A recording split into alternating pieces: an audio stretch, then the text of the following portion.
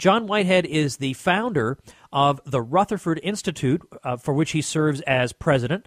The Rutherford Institute, which was founded in 1982, is a nonprofit civil liberties and human rights organization headquartered in Charlottesville, Virginia. It's been involved in numerous high-profile cases. No doubt we'll get into that in a few minutes. And the president, John Whitehead, is also the author of over 24 books. He's been published in the New York Times, the LA Times, the Washington Post, and USA Today. But his current book, A Government of Wolves, The Emerging American Police State, is the one we want to talk about today. I'm a constitutional lawyer. I've been litigating cases throughout the courts, including the Supreme Court, for over 36 years. So I've looked at what's happening in the country. I'm alarmed. I've written over 20 books. I would say this is probably the most important book I've written in 20 years because, again, I'm alarmed. James Madison, who wrote our Bill of Rights, said, take alarm at the first experiment with liberty. So we all should be concerned when we see the things happening. I think the revelations about the National Security Agency downloading all the information from our computer, our bank record, watching everything we're doing worldwide, in fact. I argue there's an electronic concentration camp that's being put around the world, and we just learned, believe it or not, that the NSA just in January downloaded 120 billion, at least 120 billion phone calls around the world. So we live in a very, very precarious state. We've seen the rise of SWAT team raids, approximately 70,000. That may be a low figure. In fact, I was told by a former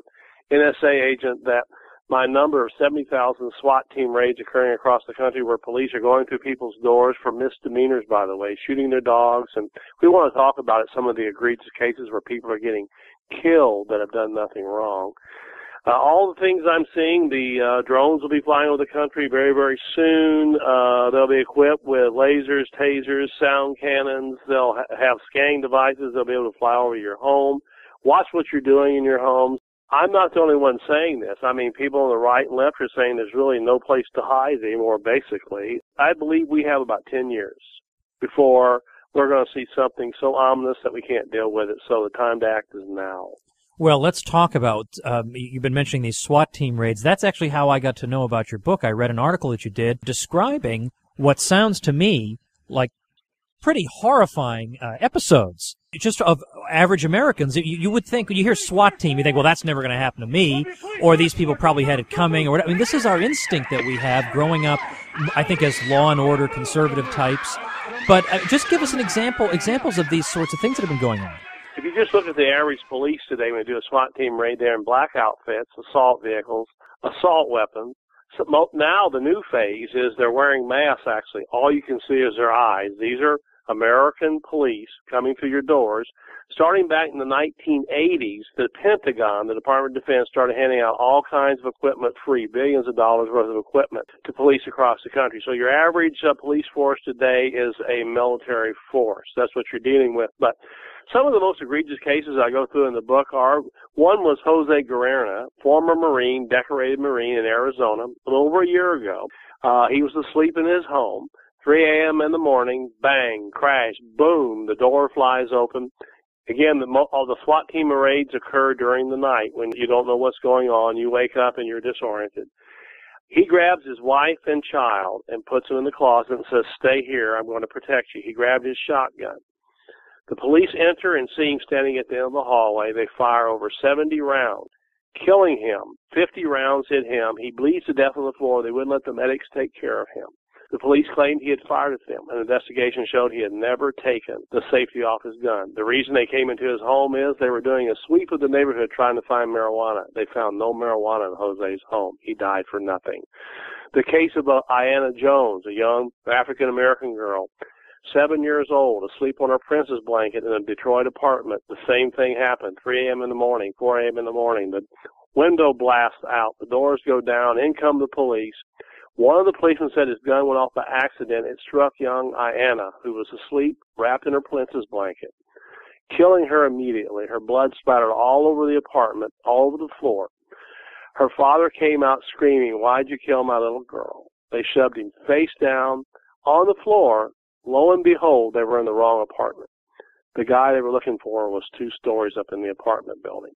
Those are the kind of cases I'm seeing happening. And we can talk more about some of the cases I'm actually involved in where we're seeing people disappear now. And we've defended some of those cases where the police arrive and just take people away and put them in institutions. I actually have people who tell me that work in the Secret Service, they're freaked out by it. They don't know what to do about it. But when you get all this military equipment and you're getting paid to do drug busts, by the way, police get federal grants for doing marijuana raids. Our founding fathers gave us the Fourth Amendment. It says we're to be secure in our homes, persons, papers, and effects unless the government has some idea, some evidence that we're doing something criminal. And they can come investigate us, but they have to get a search warrant. And they're not using the warrant procedure. They're not knocking on the door.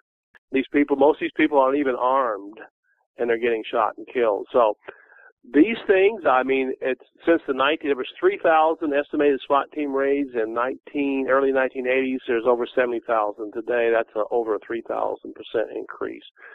By the way, crime has dramatically dropped in half. So why all the SWAT team raids?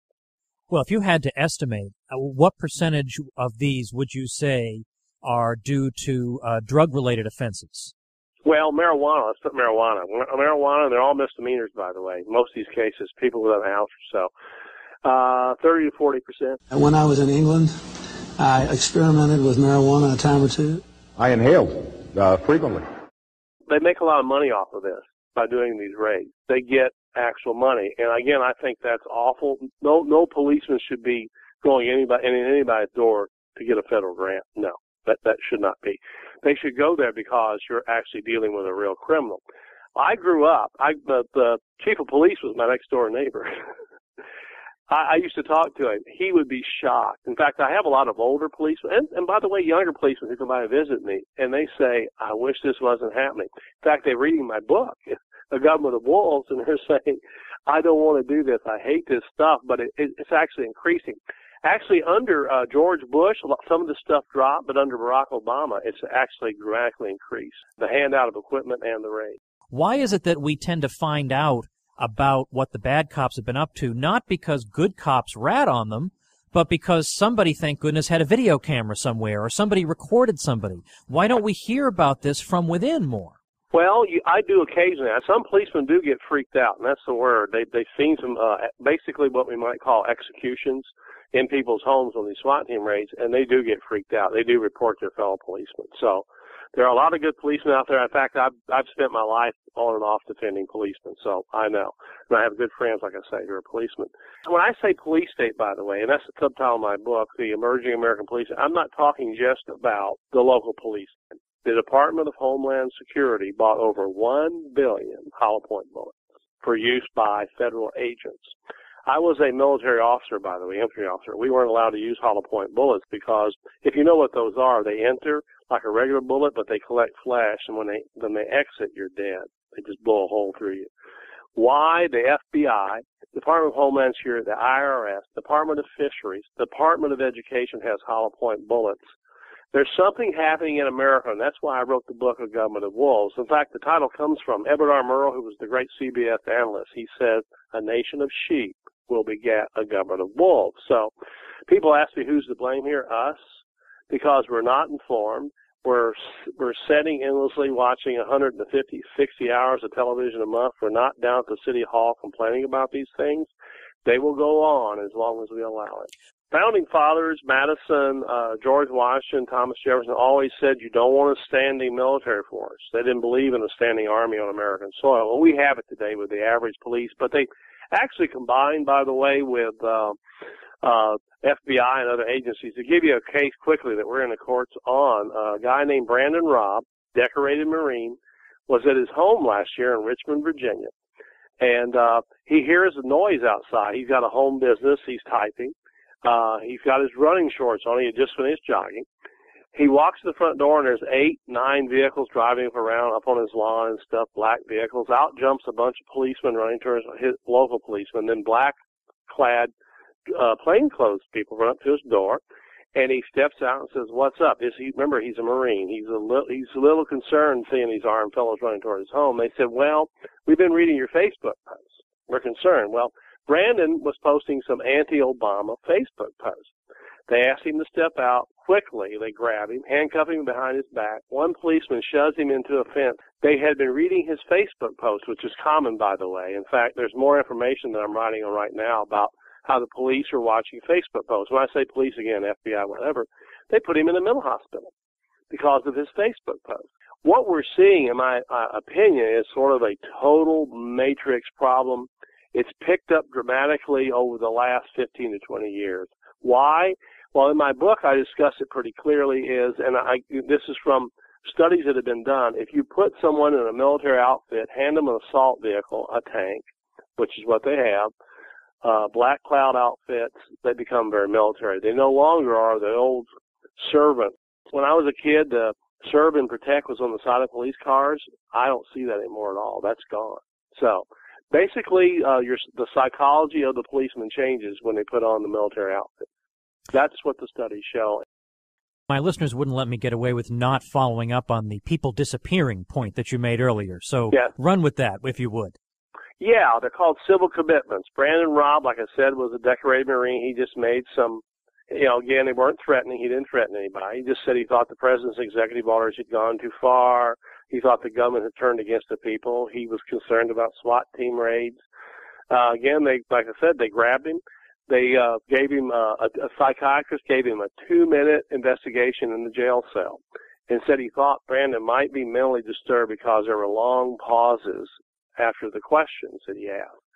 Well, Brandon's a pretty smart fellow. He knows if you don't have a lawyer, you don't answer the questions of a psychiatrist in a jail cell. But there's million. Again, just in Virginia alone, there are 20,000 that occur. So we don't know what happens to a lot of the folks in those cases, but for some reason, there's a program called Operation Vigilant Eagle that comes out of the Department of Homeland Security, and I talk about it in my book, which targets returning vets. There's great concern for some reason by the federal government, especially under President Obama, about returning vets. I get dozens of calls a week from veterans saying the FBI arrives at their door, reading their Facebook posts, and questions them, and says if they do it again, they could be in serious trouble. Very intimidating. They call them interviews. One of the tactics they use now is if you're not at home, when you get home, there's one of those little hooks around your door. It says FBI. You open it, and they want to have an interview. I think of myself as somebody who's reasonably well informed, right, who's following the news, and I know that there are some outrages, but you've compiled them so terrifyingly in A Government of Wolves that one hardly knows where to begin. I mean, in fact, the headline on your press release is citing NSA surveillance, drones, roadside strip searches, and SWAT team raids, author John Whitehead warns against the emerging American police state.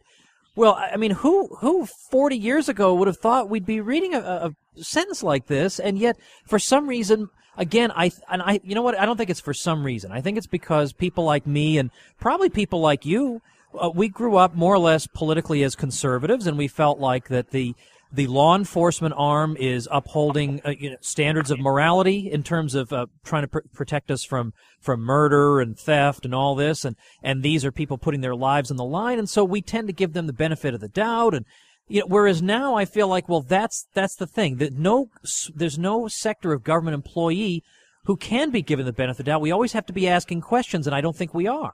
You're really correct. You have to answer the questions. I have law students that study with me every summer. I ask, when they come in for their interviews, I usually ask them a number of questions, family stuff. But one question I always ask them is, can you give me the 5 freedoms of the First Amendment? I haven't found one law student that can. We don't teach the Constitution in schools anymore. Kids just don't know. And another subject I talk about in the book is kids are getting arrested for food fights now. And that's discussed in my book, The Government of Wolves, all kinds of crazy things. Where I'm really concerned about is what kids coming out of the educational system now are going to be having their heads down. They're going to be worried that they wear the wrong T-shirt. They're going to get arrested. And the bystander effect, where in places, some of the big cities, I mean, people are being strip searched on streets where 50 bystanders are watching. That violates the Fourth Amendment. They have to have some evidence before they can strip search you.